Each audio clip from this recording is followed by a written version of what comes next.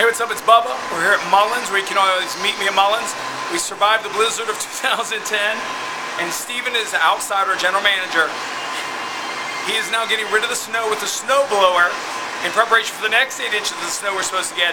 But you got to check out what he's wearing. Hey, let's go check him out.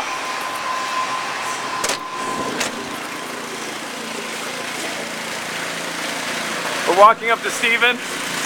Look at his hat. He's snow blowing.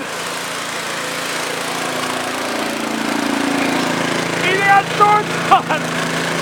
I'm full-fledged Pittsburgher now.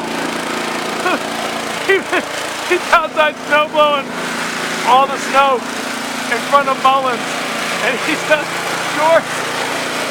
Full-fledged Pittsburgh, baby. You're all covered with snow. Feeling good. Meet me at Mullen. Meet me at Mullen.